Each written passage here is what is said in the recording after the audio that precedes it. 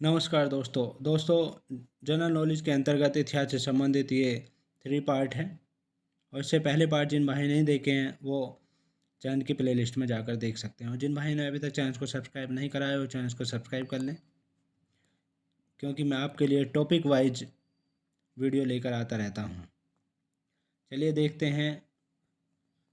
Question number 1, Bharat के संविधान के आमुख का लक्ष्य उसके सभी नागरिकों के लिए सुनिश्चित करना है। यानी हमारे देश का जो संविधान है उसका आमुख का लक्ष्य जो है उसके सभी नागरिकों के लिए सुनिश्चित करना है। क्या सुनिश्चित करना है? नंबर 1 पर है सामाजिक तथा आर्थिक न्याय, बी पर है विचार तथा अभिव्यक्ति की स्वतंत्रता, सी पर है अवसर की समानता, और 4 पर है व्यक्ति की प्रतिष्ठा। और इसमें जो 4 ऑप्शन दिए हुए हैं, ये कौन सा ऑप्शन सही है ये हमें बताना है। तो इसका जो करेक्ट आंसर है वो है सभी चारों पार्ट सही हैं, सामाजिक तथा आर्थिक न्याय।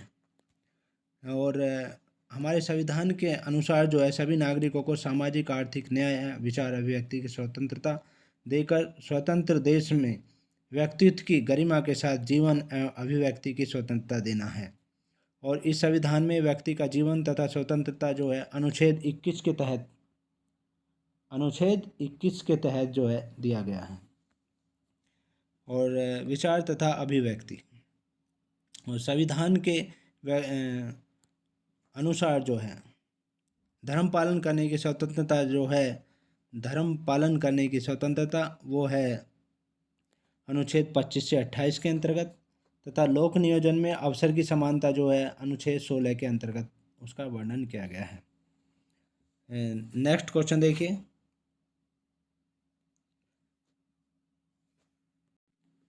सिर-ए-अकबर के लेखक कौन थे? सिर-ए-अकबर के लेखक कौन थे? Option A Abul Fazl, B Dara Shikoh, C Mulla Shah Badakhshani, D Shah Wali Ullah.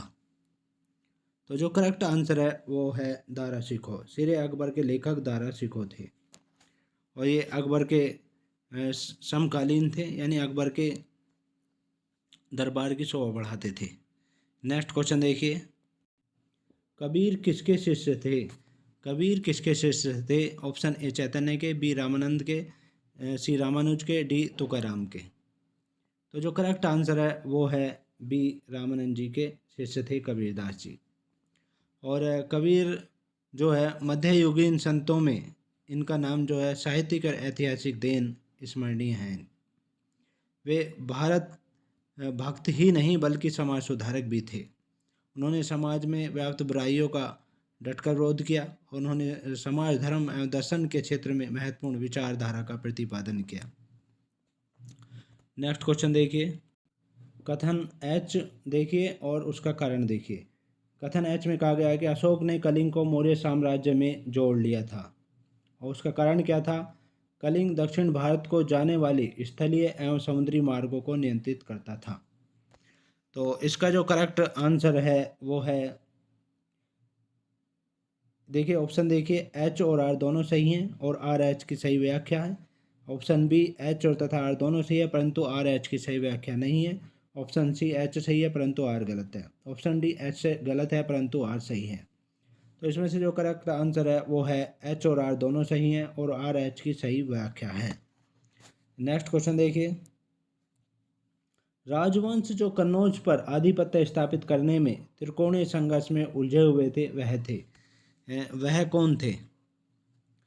तो ऑप्शन ए देखिए, चोल, गुर्जर और प्रतिहार, बी प्रतिहार, गुर्जर और राष्ट्रकूट, सी चोल, प्रतिहार और राष्ट्रकूट, डी पाल, चोल और प्रतिहार। तो जो करेक्ट आंसर है वो है प्रतिहार, गुर्जर और राष्ट्रकूट थे। बी पार्ट करेक्ट आंसर है। प्रतिहार, गुर्जर और राष्ट्रकूट जो थे वो कन्नौज पर आधिपत्य स्थापित करने में त्रिकोणीय संघर्ष में उलझे हुए थे। और हर्ष के शासन काल से ही जो है कन्नौज पर नियंत्रण उत्तरी भारत पर प्रभुत्व का प्रतीक माना जाता था। और अरबों के आक्रमण के उपरांत भारतीय प्रायद्वीप के अंतर्गत 3 महत्वपूर्ण शक्तियाँ प्रकाश में आई थी, और ये तीनों थीं गुजरात एवं राजपूताना के गुर्जर प्रतिहार, और दक्कन के राष्ट्रकूट एवं बंगाल के पाल शासक थे।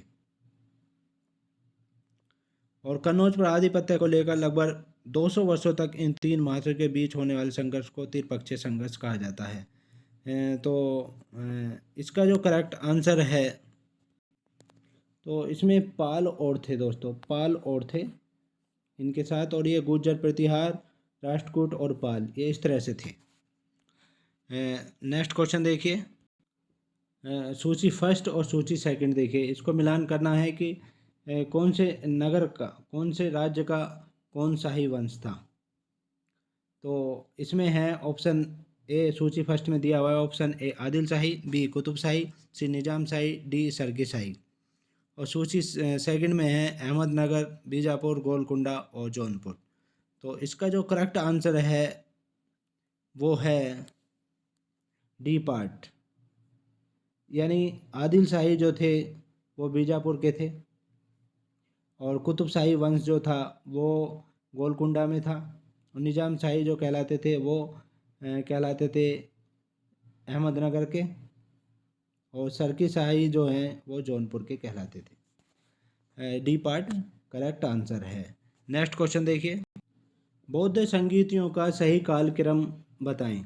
बौद्ध संगीतियाँ जो हुई थी, बुद्ध भगवान के मरने के बाद बौद्ध संगीतियाँ हुई थी, तो उनका सही कालक्रम बताना है हमें। पहले वैशाली, 2 ऑप्शन राजगृह, 3 कुंडलवन, 4 पाटलिपुत्र। तो ये सही कालम के अनुसार बताना है कि कौन सी पहले हुई थी और कौन सी उसके बाद हुई, फिर उसके बाद हुई।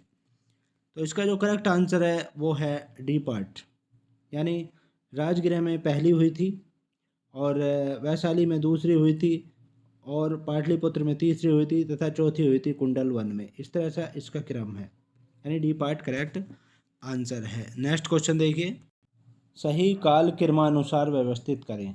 तो इनमें से जो लोहे महिलाएं दी हुई हैं उनका काल क्रमानुसार बताना है आपको। तो पहली है अहिल्याबाई, दूसरी है दुर्गावती, तीसरी है पद्मनी, और 4 है ताराबाई। तो इनका जो सही काल क्रमानुसार है, वो कालक्रम जो सही है वो है option C part correct answer है, यानी पद्मनी पहले हुई थी और दुर्गावती उसके बाद हुई, और चौथे नंबर पर ये ताराबाई हैं, तीसरे नंबर पर ये हुई थी, और फिर एंड में हुई थी अहिल्याबाई। इस तरह से है, यानी सी पार्ट करेक्ट आंसर है। नेक्स्ट क्वेश्चन, इनमें से कौन सा राजवंश दक्षिण भारत से संबंध नहीं है। तो दक्षिण भारत से संबंध कौन सा राजवंश नहीं है ये बताना है। Option A Pandya, B Pal, C Satavahana, D Pahlava. तो इसका जो करेक्ट आंसर है वो है पाल वंश, ये दक्षिण भारत से संबंधित नहीं है। बाकी पांड्या, सातवाहन और पल्लव ये दक्षिण भारत से संबंधित हैं तीनों, क्योंकि पाल वंश जो है पश्चिम बंगाल में था, ये बंगाल में था पाल वंश। तो ये थे महत्वपूर्ण क्वेश्चंस। नेक्स्ट पार्ट में आपसे फिर मुलाकात होगी, तब तक के लिए शुक्रिया, थैंक्स सो मच।